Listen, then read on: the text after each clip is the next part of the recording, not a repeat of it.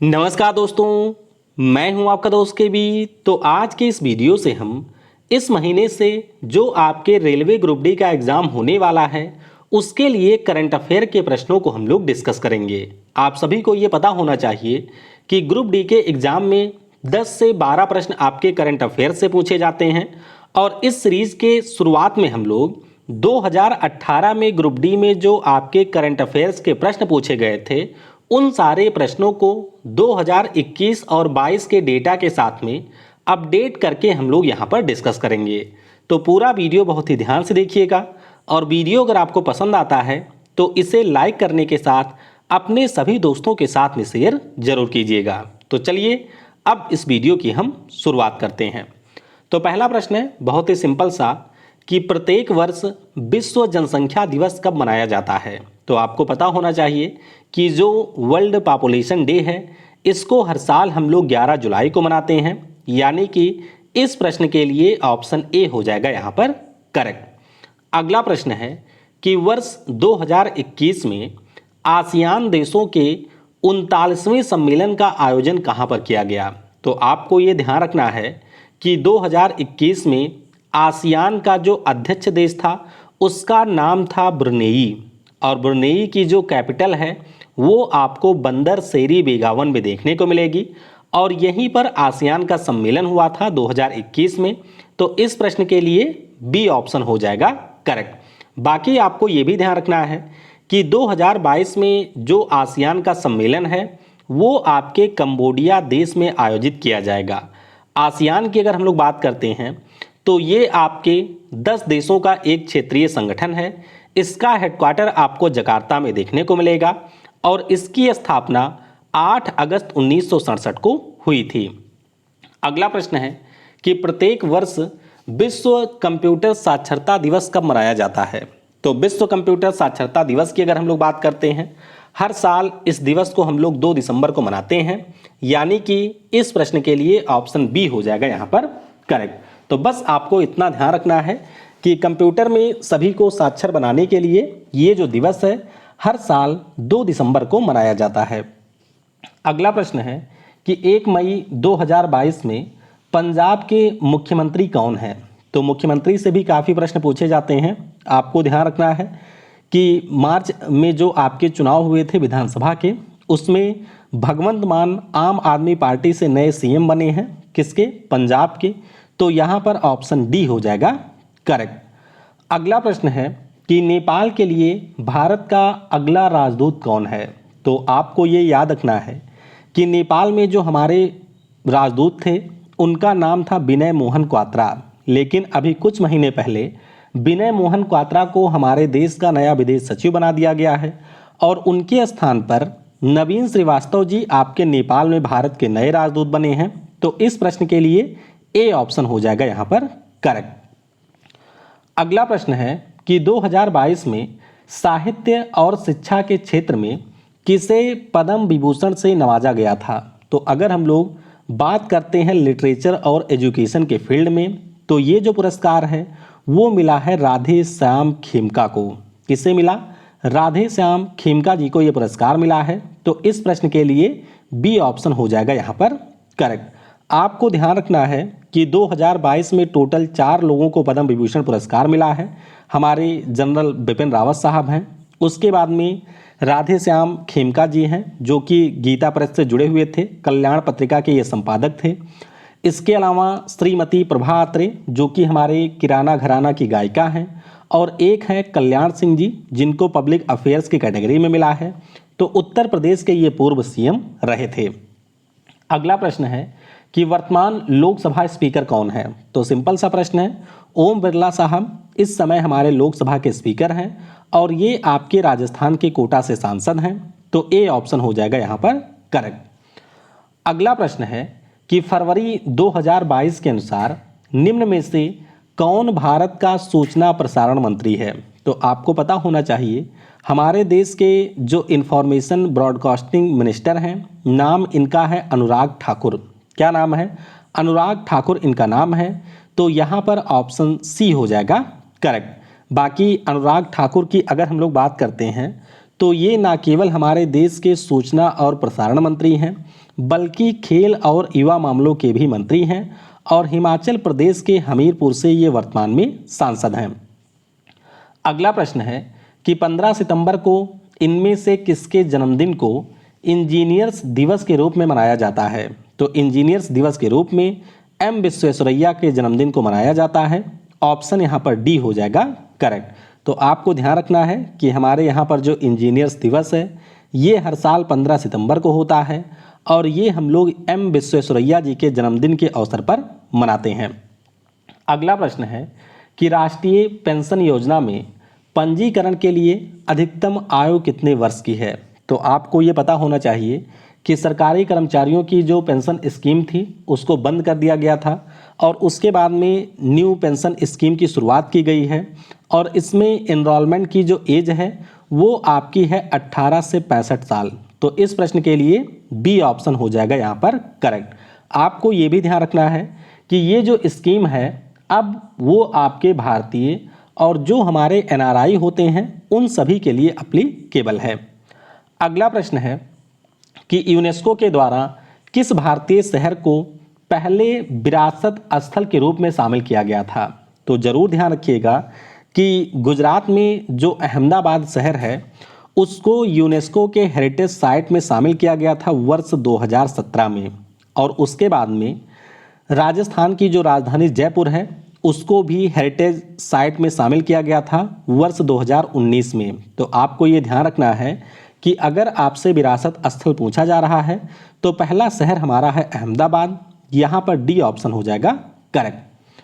अगला प्रश्न है कि 2020 के ग्लोबल हंगर इंडेक्स रिपोर्ट के मुताबिक 107 देशों में भारत का स्थान क्या था? तो ध्यान रखिएगा जब हम लोग 2020 की रिपोर्ट की बात करते हैं तो उसमें हमारे देश का स्थान था 94th। किस पोजीशन पर था? हमारा देश 94वें पोजीशन पर था। लेकिन 2021 में जो आपकी रिपोर्ट जारी हुई है उसमें हमारा देश 104वें स्थान पर है, 101वें स्थान पर है। ये भी आपको ध्यान रखना है। तो बी ऑप्शन हो जाएगा यहाँ पर करेक्ट। अगला प्रश्न है भारत की पहली बुलेट ट्रेन डैश डैश के बीच चलाने के लिए प्रस्तावित है। तो भारत की जो पहली बुलेट ट्रेन है आपको पता होना चाहिए ये हमारी अहमदाबाद से मुंबई के बीच में चलेगी और संभवतः 2026 से ये आपकी चलना शुरू हो जाएगी। अगला प्रश्न है कि 67वें राष्ट्रीय फिल्म पुरस्कारों में सर्वश्रेष्ठ निर्देशक पुरस्कार से किसे सम्मानित किया गया था? तो ये पुरस्कार आपके 2021 में दिए गए थे और ध्यान रखिएगा फिल्म पुरस्कारों से बहुत प्रश्न आता है ग्रुप डी में। तो पिछले साल 67वें राष्ट्रीय फिल्म पुरस्कार में जो बेस्ट निर्देशक का पुरस्कार है वो संजय पूरन सिंह चौहान को दिया गया था। तो यहाँ पर डी ऑप्शन हो जाएगा करेक्ट। ध्यान रखिएगा संजय पूरन सिंह चौहान के द्वारा 72 हूरे नाम से एक फिल्म बनाई गई थी और इसी के लिए इनको सर्वश्रेष्ठ निर्देशक का पुरस्कार मिला था। अगला प्रश्न है कि 67वें राष्ट्रीय फिल्म पुरस्कार 2021 में सर्वश्रेष्ठ अभिनेत्री का पुरस्कार किसने जीता है? तो सर्वश्रेष्ठ अभिनेत्री के पुरस्कार की बात करें ये मिला था कंगना रनौत को। किसे? कंगना रनआउट को ये पुरस्कार मिला था। तो यहाँ पर डी हो जाएगा करेक्ट। आपको ध्यान रखना है कि मणिकर्णिका और पंगा नाम की जो फिल्म है इसमें इनके अभिनय के लिए सर्वश्रेष्ठ अभिनेत्री का पुरस्कार कंगना रनौत को दिया गया। अगला प्रश्न है कि 2023 में अंडर 20 फीफा विश्व कप की मेज़बानी किस देश के द्वारा की जाएगी? वैसे 2022 में फीफा पुरुष फुटबॉल विश्व कप होगा जिसकी मेज़बानी कतर की राजधानी दोहा कर रहा है, ये मैंने आपको बताया था। 2023 में जो अंडर 20 फीफा विश्व कप है इसकी जो मेज़बानी है वो इंडोनेशिया के द्वारा की जाएगी। तो इस प्रश्न के लिए बी ऑप्शन हो जाएगा यहाँ पर करेक्ट। अगला प्रश्न है कि भारत सरकार ने 2017 में एलईडी बल्बों से जो हमारे बल्ब हैं उनको बदलने में मदद के लिए किस योजना की घोषणा की थी? तो ये सिंपल सा प्रश्न है। इस योजना का नाम था उजाला स्कीम। तो यहाँ पर सी ऑप्शन हो जाएगा करेक्ट। इसका पूरा नाम था Unnat Jyoti by affordable LEDs for all और इसके अंतर्गत आपके घरों के लिए यहाँ पर मुफ्त में एलईडी बल्ब बांटे गए थे। अगला प्रश्न है 2021 में संपन्न हुए 67वीं राष्ट्रीय फिल्म पुरस्कार समारोह में किस फिल्म ने सर्वश्रेष्ठ बाल फिल्म का खिताब जीता है? तो ध्यान रखिएगा, ये जो सर्वश्रेष्ठ बाल फिल्म का पुरस्कार है ये जीता है कस्तूरी मूवी ने। तो यहाँ पर डी ऑप्शन आपका हो जाएगा करेक्ट। यहाँ पर आप लोग देख सकते हैं कि बच्चों के लिए जो सर्वश्रेष्ठ फिल्म है इस मूवी का नाम कस्तूरी था और इसे विनोद उत्तरेश्वर कांबले के द्वारा निर्देशित किया गया था। अगला प्रश्न है कि वर्ष 2021 में भारत का जो 51वां अंतर्राष्ट्रीय फिल्म महोत्सव है ये कहाँ पर आयोजित किया गया था? तो ध्यान रखेंगे, चाहे आपसे पहला पूछा जाए, 51वां पूछा जाए, 50वां पूछा जाए, हमेशा ही ये जो अंतर्राष्ट्रीय फिल्म महोत्सव है ये आपके गोवा में आयोजित होता है। तो इस प्रश्न के लिए सी ऑप्शन हो जाएगा यहाँ पर करेक्ट। अगला प्रश्न है कि महाराष्ट्र सरकार के द्वारा गान सामग्री लता मंगेशकर अवार्ड 2020 जो है इससे किसको सम्मानित किया गया? तो ये जो पुरस्कार है इससे हमारी उषा मंगेशकर जी को सम्मानित किया गया था। तो इस प्रश्न के लिए बी ऑप्शन हो जाएगा यहाँ पर करेक्ट। अगला प्रश्न है कि निम्नलिखित में से विदेश मंत्री कौन है? तो अगर हम लोग वर्तमान में अपने विदेश मंत्री की बात करते हैं तो नाम इनका है एस जयशंकर। क्या नाम है? एस जयशंकर साहब इस समय हमारे विदेश मंत्री हैं। ऑप्शन यहाँ पर सी हो जाएगा करेक्ट। तो ये आप लोग देख सकते हैं, ये एस जयशंकर साहब हैं जो कि आपके गुजरात से राज्यसभा के मेंबर हैं और ये वर्तमान में हमारे विदेश मंत्री हैं। अगला प्रश्न है कि 1 मार्च 2021 की जानकारी के अनुसार निम्नलिखित में से कौन संयुक्त राष्ट्र में भारत का अस्थायी प्रतिनिधि है? तो आपको ये ध्यान रखना है कि संयुक्त राष्ट्र में जो हमारे भारत के अस्थायी प्रतिनिधि थे 1 मार्च 2021 को, उनका नाम है टी.एस. तिरुमूर्ति। क्या नाम है? टी.एस. तिरुमूर्ति उनका नाम है। लेकिन आपको ये पता होना चाहिए कि जुलाई 2022 से जो हमारी परमानेंट रिप्रेजेंटेटिव हैं उनको चेंज कर दिया गया है और अब आपकी जो रुचिरा कंबोज हैं वो हमारी नई परमानेंट रिप्रेजेंटेटिव बन गई हैं। तो जुलाई से पहले का अगर आपसे पूछा जाएगा तो टी.एस. तिरुमूर्ति होगा। अगर अभी का पूछा जाता है तो आपका उत्तर हो जाएगा रुचिरा कंबोज। तो यहाँ पर डी ऑप्शन होगा करेक्ट। अगला प्रश्न है इसरो का पहला सूर्य मिशन जो कि 2019 में शुरू होने जा रहा है इसका नाम क्या है? तो ये फिलहाल 2022 और 23 में होने जा रहा है और इसका नाम है आदित्य L1। ध्यान रखिएगा, सूर्य के लिए ये हमारी स्पेस एजेंसी इसरो का पहला मिशन होगा। अगर आपसे ये पूछ लिया जाए कि सूर्य के लिए पहला स्पेस मिशन कौन सा है तो वो आपका सोलर पार्कर प्रोब है जो कि 2018 में नासा के द्वारा लॉन्च किया गया था। तो इस प्रश्न के लिए डी ऑप्शन हो जाएगा करेक्ट। अगला प्रश्न है कि 67वीं राष्ट्रीय फिल्म पुरस्कार 2021 में किस फिल्म को सर्वश्रेष्ठ फिल्म से सम्मानित किया गया था? तो ध्यान रखिएगा, जो सर्वश्रेष्ठ फीचर फिल्म का पुरस्कार है ये आपके मराकर द किंग ऑफ अरेबियन सी नाम के फिल्म को मिला था। ऑप्शन डी हो जाएगा correct. Marakkar lion of the Arabian sea इस मूवी का नाम है। इसके निर्देशक प्रियदर्शन साहब थे और ये आपके मलयालम भाषा की फिल्म थी। अगला प्रश्न है कि नवंबर 2017 में निम्नलिखित में से किसे अंतर्राष्ट्रीय न्यायालय में से 5वीं अंतिम सीट के लिए नामित किया गया? उनका पुनर्चयन ब्रिटेन के उम्मीदवार के नाम वापस लेने के बाद किया गया। सिंपल शब्दों में आपसे ये पूछा जा रहा है कि जो आपका इंटरनेशनल कोर्ट ऑफ जस्टिस है उसमें वर्तमान में भारत के न्यायाधीश कौन हैं? तो इनका नाम दलवीर भंडारी है। आपको ये ध्यान रखना है कि वर्तमान में भी वहाँ पर ये जज के रूप में काम कर रहे हैं।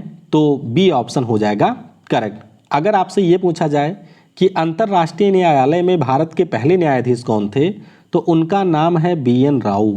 क्या नाम है? B.N. राव उनका नाम है। इंटरनेशनल कोर्ट ऑफ जस्टिस का हेडक्वार्टर आपको द हेग में देखने को मिलेगा और यहाँ पर जो जज होते हैं उनका कार्यकाल 9 वर्षों का होता है।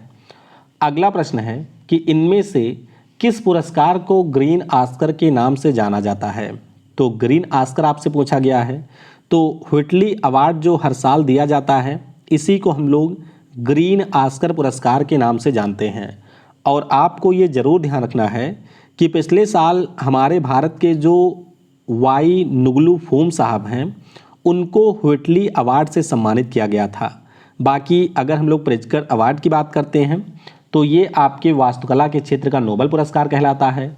फील्ड्स मेडल की बात करते हैं तो ये आपके गणित का नोबेल पुरस्कार है।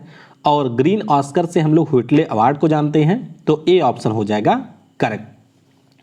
अगला प्रश्न है कि शरण कुमार लिम्बाले को 2020 में डैश डैश साहित्य के लिए सरस्वती सम्मान प्रदान किया गया था। तो जरूर ध्यान रखिएगा कि जो हमारे शरण कुमार लिम्बाले साहब हैं, ये आपके मराठी भाषा के राइटर हैं। किस भाषा के? मराठी भाषा के ये राइटर हैं। तो यहाँ पर ऑप्शन ए हो जाएगा करेक्ट। ये देख सकते हैं शरण कुमार लिम्बाले, जिनको 2020 में मिला था। सनातन नाम के नॉवेल के लिए मराठी भाषा के हैं। उससे पहले 2019 में वासुदेव मोही को मिला था चेकबुक नाम की इनकी रचना के लिए, जो कि हमारे सिंधी भाषा के राइटर थे। और 2021 के लिए ये जो पुरस्कार है वो रामदरस मिश्रा जी को मिला है। ये हमारे हिंदी भाषा के राइटर हैं। अगला प्रश्न है कि डैश डैश को एक राष्ट्र, एक कर और एक बाजार का सिद्धांत बना दिया गया था। तो ये आपको पता होना चाहिए, ये हमारा जीएसटी है। गब्बर सिंह टैक्स भी कई बार इसे कहा जाता है। वैसे हम लोग इसे गुड्स एंड सर्विसेज टैक्स कहते हैं। यहाँ पर डी ऑप्शन हो जाएगा करेक्ट।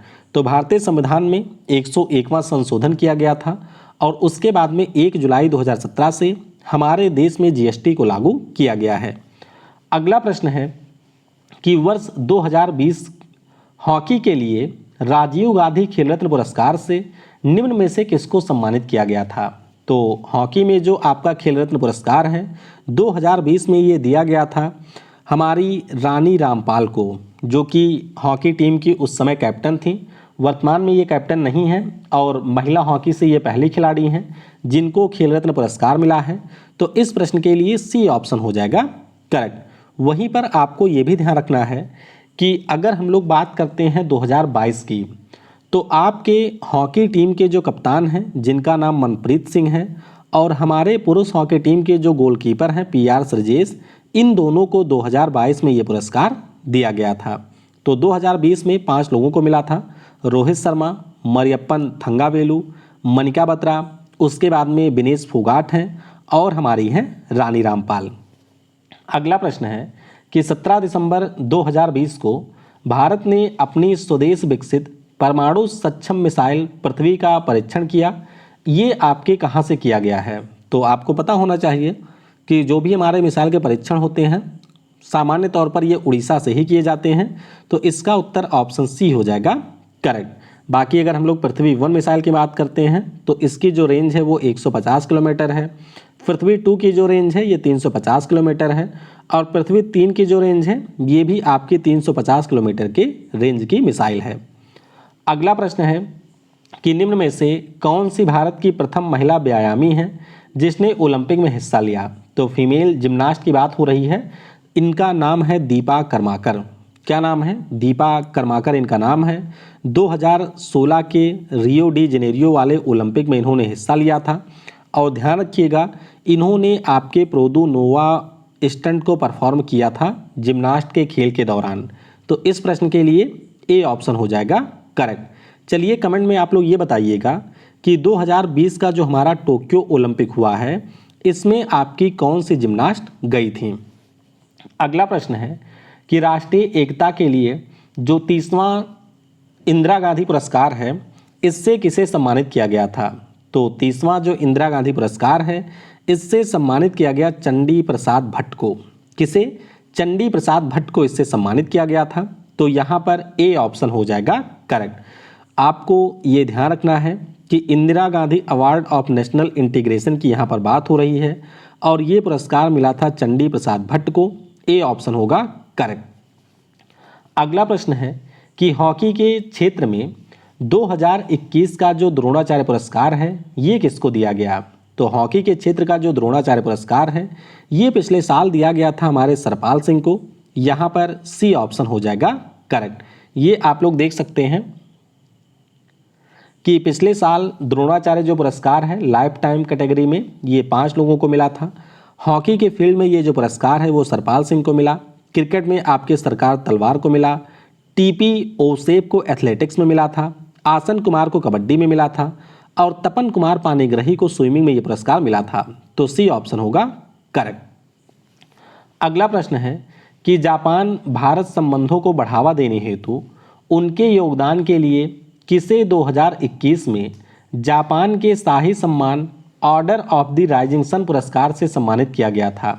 तो ये जो पुरस्कार है ये दिया गया था श्यामला गणेश को। किसे? श्यामला गणेश को ये पुरस्कार मिला था, जो कि बेंगलोर में एक हमारे टीचर हैं।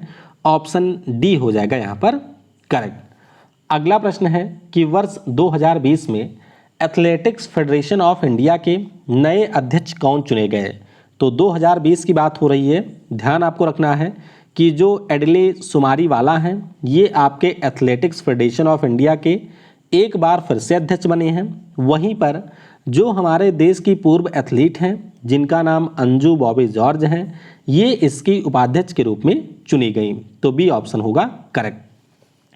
अगला प्रश्न है कि वर्ल्ड एथलीट के द्वारा किस खिलाड़ी को 2020 के लिए पुरुष श्रेणी में world athlete of the year चुना गया? तो ये जो पुरस्कार है अगर हम लोग 2020 की बात करते हैं तो ये मिला था मोंडो ड्यूप्लांटिस को। किसको? मोंडो ड्यूप्लांटिस को ये मिला था। बी ऑप्शन हो जाएगा यहाँ पर करेक्ट। वहीं पर अगर आपसे ये पूछा जाए कि महिला की श्रेणी में ये पुरस्कार किसको मिला था, तो ये मिला था यूलिमर रोजास को। तो ये मैंने बात की 2020 की। अब अगर आपसे पूछा जाए कि 2021 में ये पुरस्कार किसको मिला था, तो महिलाओं में ये पुरस्कार मिला था एलेन थॉम्सन हेरा को, जो कि जमैका की हैं। और पुरुषों में सर्वश्रेष्ठ एथलीट का जो पुरस्कार है वो आपके कर्स्टन वारहोम को मिला था। तो नाम थोड़े से टफ है, अगर आप लोग चाहें तो स्क्रीनशॉट लेकर के इसे याद रख सकते हैं।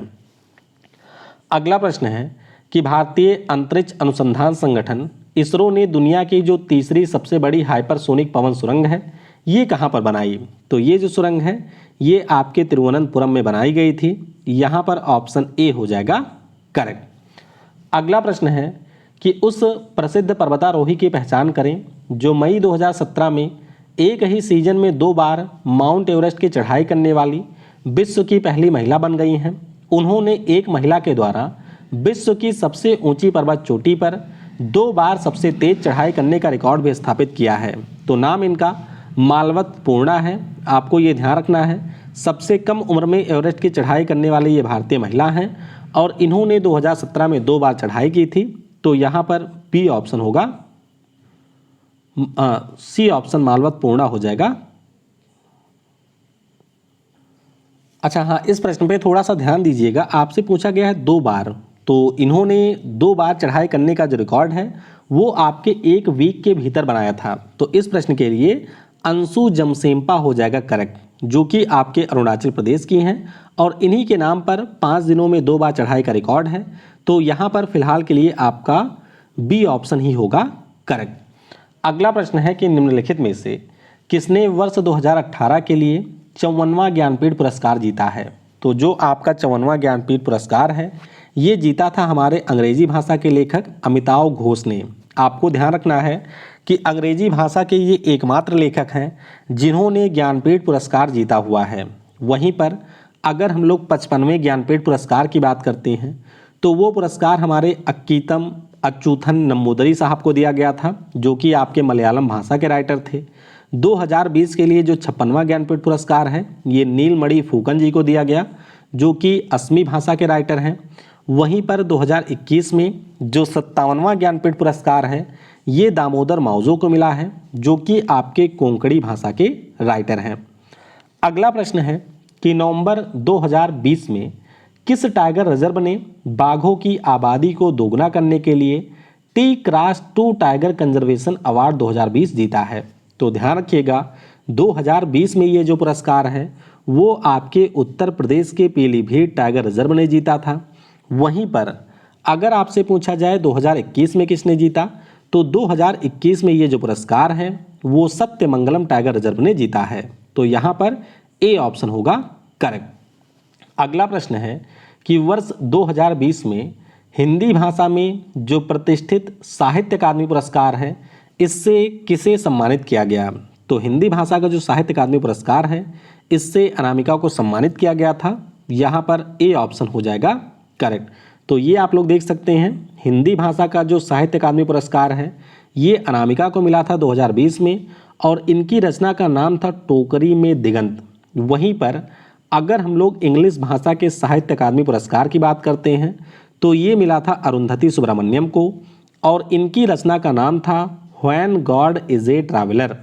आपको नीचे कमेंट में ये बताना है कि 2021 के लिए हिंदी और अंग्रेजी भाषा का साहित्य अकादमी पुरस्कार किसे मिला है। अगला प्रश्न है कि मई 2022 के अनुसार भारत के मुख्य निर्वाचन आयुक्त कौन थे। तो अगर हम लोग मई 2022 की बात करते हैं तो इस समय हमारे जो चीफ इलेक्शन कमिश्नर हैं नाम इनका राजीव कुमार है। ये आपके भारत के 25वें नंबर के चीफ इलेक्शन कमिश्नर बने हैं और इन्होंने सुशील चंद्रा को रिप्लेस किया है। बी ऑप्शन हो जाएगा यहाँ पर करेक्ट। अगला प्रश्न है कि वर्ष 2020 की हुरुन रिच लिस्ट के अनुसार भारत की सबसे धनी महिला कौन है।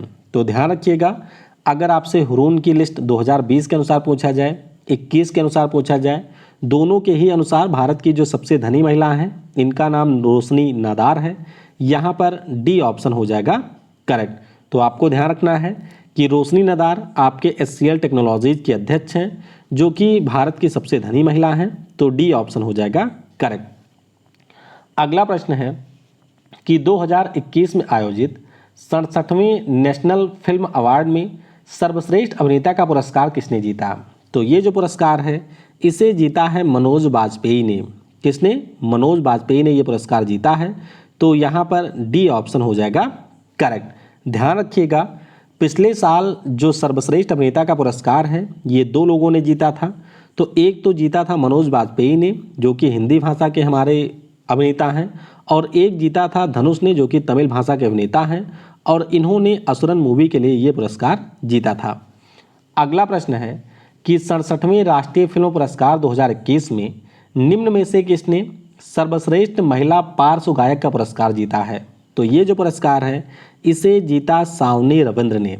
किसने? सावनी रविंद्र ने ये पुरस्कार जीता है।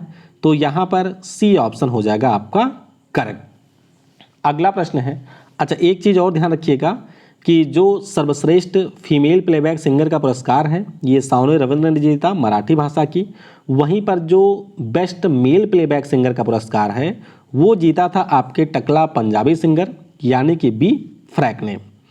अगला प्रश्न है कि वर्तमान में भारतीय खेल प्राधिकरण के महानिदेशक कौन हैं। तो वर्तमान में अगर हम लोग बात करते हैं तो इसके महानिदेशक संदीप प्रधान साहब हैं। इसे हम लोग स्पोर्ट्स अथॉरिटी ऑफ इंडिया के नाम से भी जानते हैं। यहाँ पर ए ऑप्शन हो जाएगा करेक्ट। सौरभ गांगुली की बात करें तो ये BCCI के चेयरमैन हैं।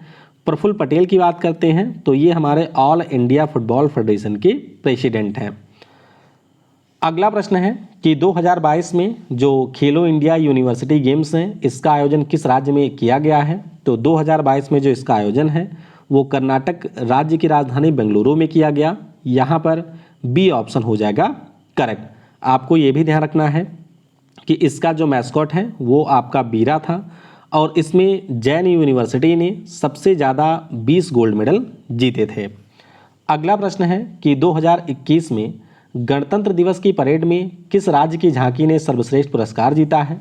तो चाहे आपसे 2021 पूछा जाए या फिर 2022 पूछा जाए दोनों में ही सर्वश्रेष्ठ झांकी का जो पुरस्कार है वो आपके उत्तर प्रदेश राज्य ने जीता है। तो यहाँ पर डी ऑप्शन हो जाएगा करेक्ट। अगला प्रश्न है कि वर्ष 2021 में इनमें से किसे पद्म विभूषण पुरस्कार नहीं दिया गया है। तो ध्यान रखिएगा 2021 में टोटल 7 लोगों को पद्म विभूषण पुरस्कार मिला था। उसमें से इलाईराजा को ये पुरस्कार नहीं मिला है। इलाईराजा को 2018 में ही पद्म विभूषण पुरस्कार मिला था। तो यहाँ पर सी ऑप्शन हो जाएगा करेक्ट। तो ये आप लोग देख सकते हैं 2021 में शिंजो आबे साहब जिनका इस साल निधन भी हो गया है, जिनकी हत्या कर दी गई। उसके बाद में हमारे SP बाला सुब्रमण्यम साहब, डॉक्टर बेले मुनप्पा हेगड़े हो गए, नरिंदर सिंह कपानी हैं, मौलाना वहीउद्दीन खान हैं, श्री BB लाल हैं। इसके अलावा जो हमारे सैंड आर्टिस्ट हैं उड़ीसा से सुदर्शन साहू जी, इनको 2021 में पद्म विभूषण पुरस्कार से सम्मानित किया गया था। आखिरी प्रश्न है उत्तराखंड के मुख्यमंत्री का नाम क्या है जिन्हें 2021 में चुना गया था। तो इनका नाम है पुष्कर सिंह धामी। आपको पता होना चाहिए पिछले साल पुष्कर सिंह धाम ही उत्तराखंड के सीएम बने थे और इस साल उत्तराखंड में विधानसभा चुनाव के बाद में दोबारा इन्होंने उत्तराखंड के मुख्यमंत्री के पद की शपथ ली है। तो इस प्रश्न के लिए सी ऑप्शन हो जाएगा करेक्ट। तो इस प्रकार से 2018 में जो आपके प्रश्न पूछे गए थे उनको डेटा चेंज करके हमने डिस्कस कर लिया है। ये सीरीज आपको कैसी लग रही है ये आप लोग नीचे कमेंट में ज़रूर बताइएगा और अगर आपने वीडियो पूरा देखा है तो नीचे कमेंट में लिखिएगा yes I can do it. Thanks for watching. जय हिंद जय भारत।